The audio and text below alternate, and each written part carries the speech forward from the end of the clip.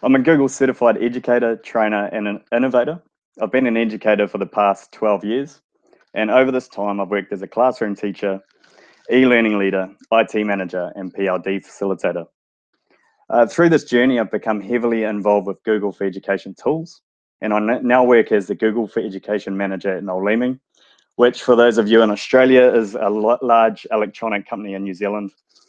And essentially my role is to work with schools who are already working with Noel Leeming to ensure that they're getting the most out of their Google ecosystem. So it's a pretty rewarding job where I get to help schools to transform learning for their students. Sorry. So let's talk about BYMC.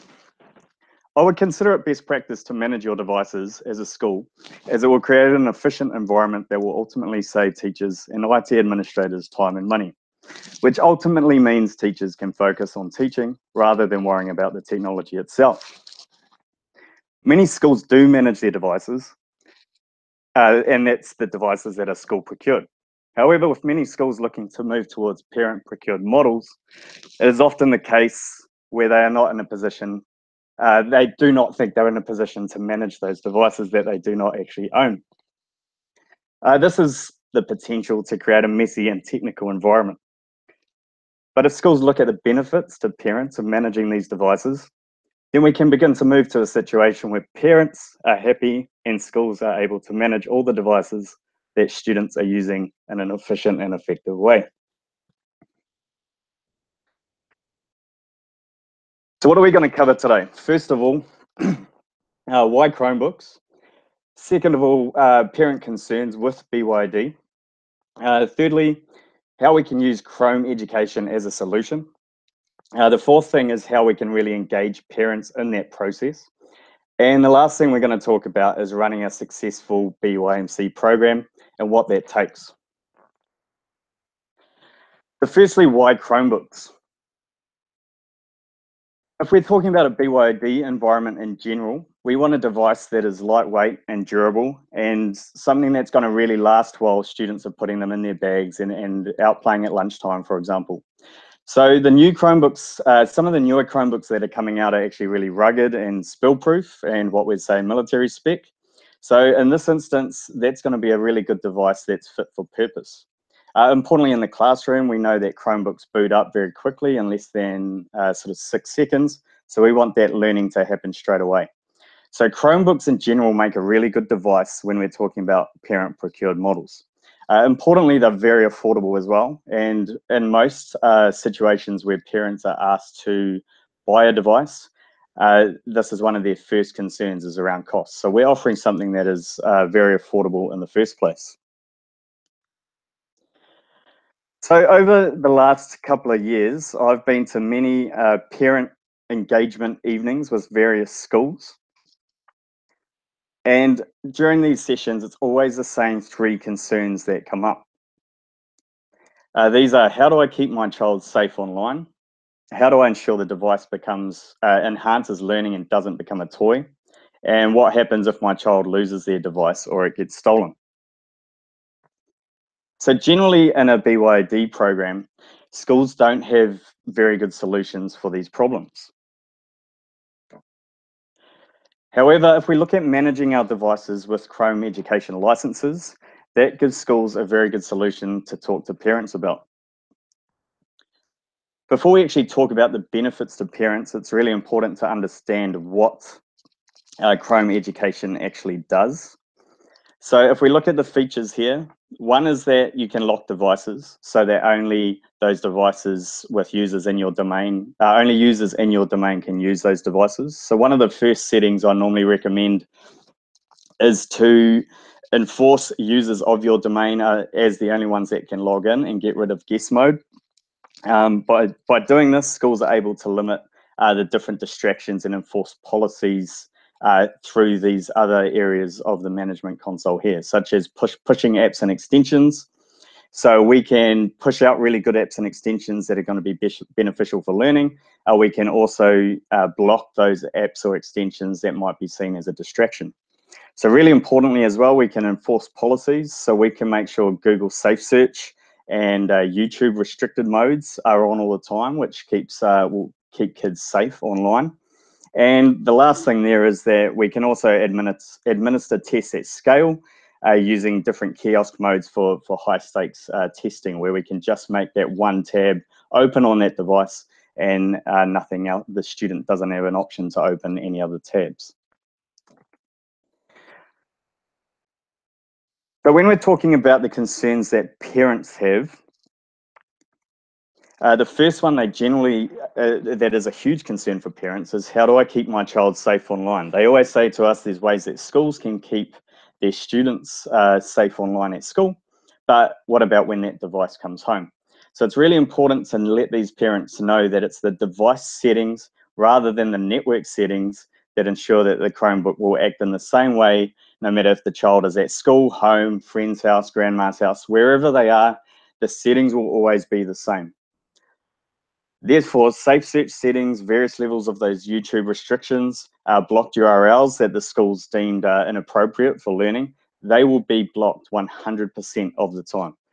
So this feature of managing the devices really gives parents that peace of mind that they know that their child will be on the right things when they are online and using their device.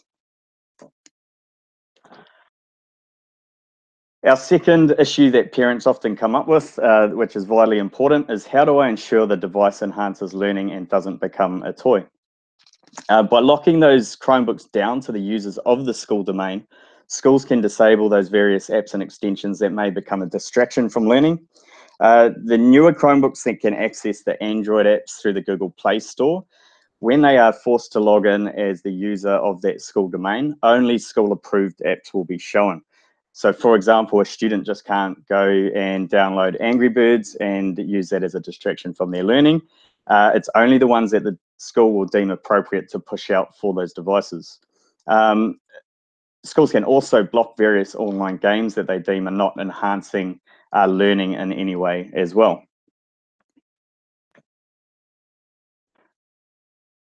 So what happens if my child loses their Chromebook or it gets stolen, is something else that parents always mention in these evenings.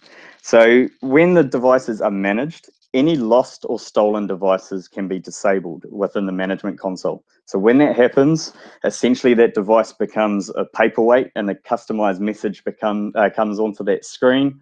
And within that customized message, the school might say, return to this address or call this number. When it's in that state of being disabled, the Chromebook cannot be reset, and it will stay that way until the device is returned, and then the administrator can just re-enable that device. So it's a really good preventative measure to ensure that no devices get stolen, and if any devices are actually lost, the people that find it can easily return it back to the school.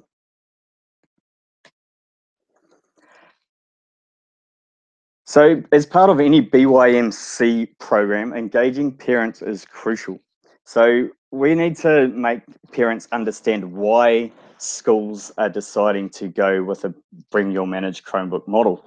Firstly, in the first place, we've just got to make sure they understand why we see it as beneficial that those students and their children are using devices. So they didn't go through school with devices. So we need to make sure they realize that the world is vastly different today compared to when they went to school.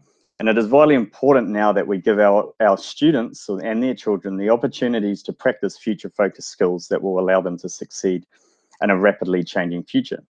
So overall, the key message needs to be that when technology is used correctly, it will transform learning. So by managing the devices, we're also ensuring that in some way those devices will be managed correctly and they won't be a distraction from their learning. And with everything else that goes with it, ideally it will transform learning for those students. A lot of parents think that when schools move to BYOD or BYMC models, that they're doing it simply as a money saver, that they want to push that cost of the devices onto parents. The message here really needs to be that students should be able to learn anywhere, anytime and at any pace. So the only way for that to happen is for a sort of a parent procured model where that student can learn at home at their own pace, at school, and they can continue to learn after the bell rings. So in this day and age, that's really important to make our parents realise that that's what we're trying to achieve. It's also a very good idea to have an agreement that can be signed by the student, parent, and the school that outlines why the school has decided to manage those devices, so that the parents know exactly what that means, as well as the student. And it is also a good opportunity to outline acceptable use of the Chromebook. So some examples there might be saying that we can only bring that Chromebook to school when it's fully charged, as that should last all day, because we don't want a whole lot of students charging their Chromebooks at school. So we've talked about engaging parents.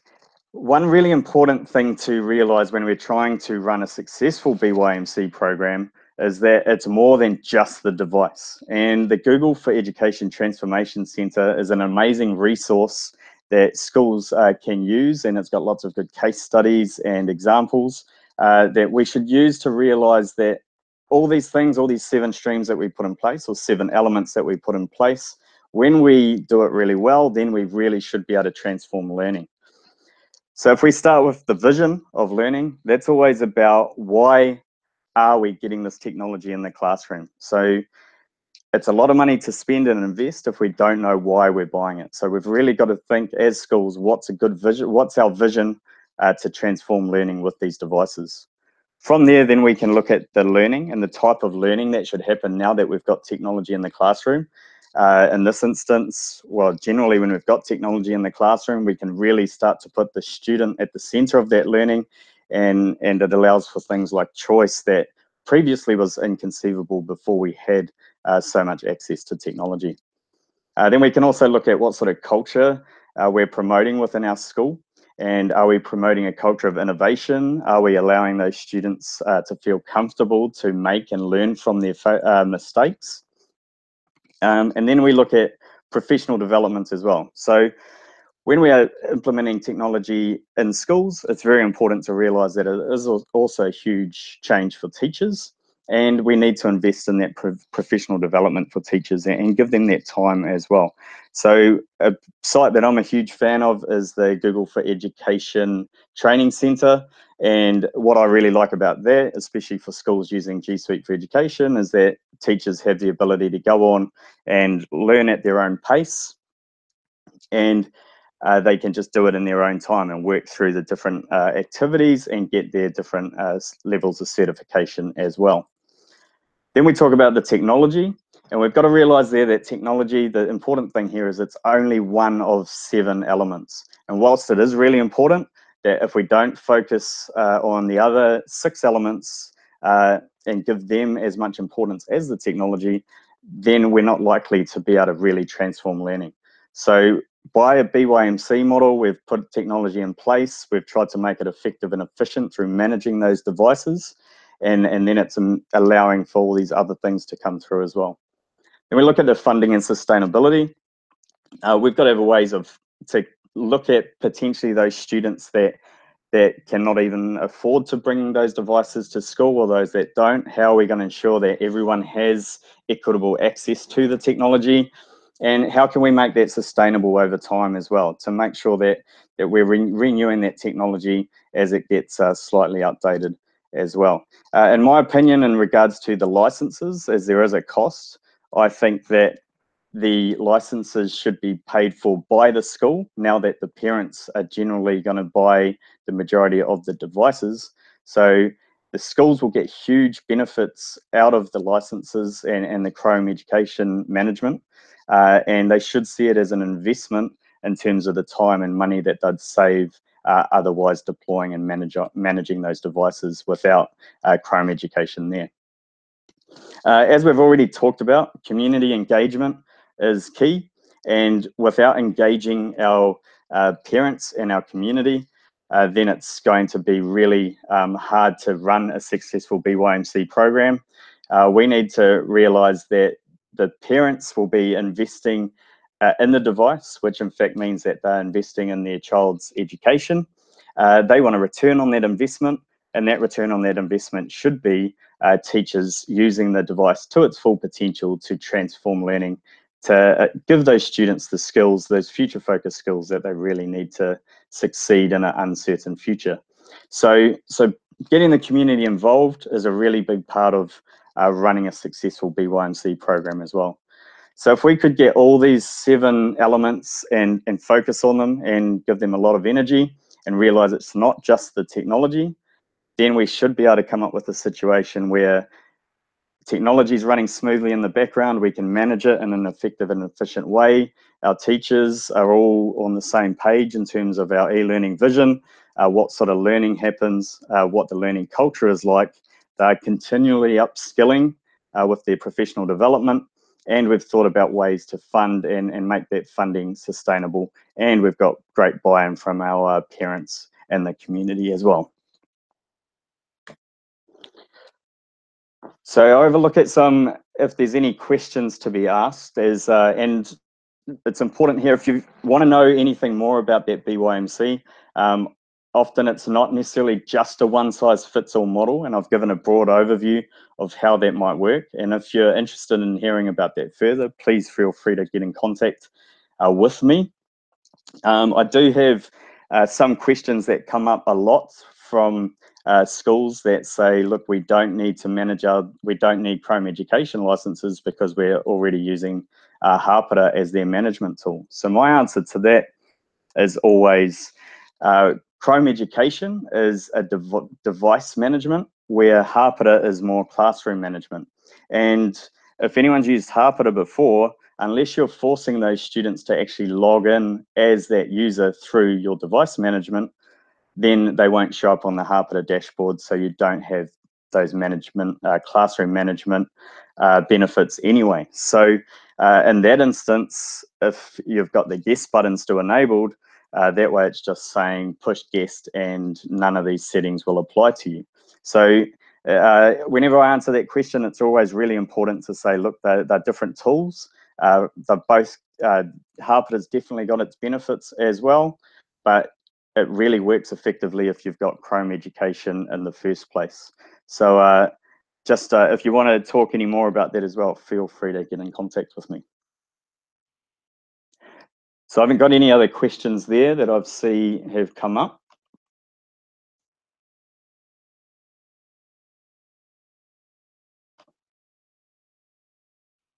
I want to thank you for your time, for watching this presentation on BYMC.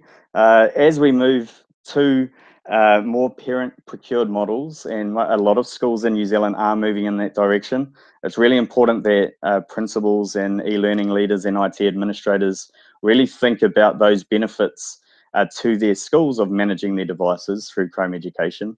But when you start to talk to the parents about the benefits to them, and every event that I've been to, as soon as we've told the parents those 3 benefits, they're all really keen to have those devices managed at home because they're all concerned it's all new to them as well. So I encourage you to think about managing those devices when asking parents to buy those devices for their kids and bring them to school. So thank you again for your time, and if you need anything further, feel free to get in touch.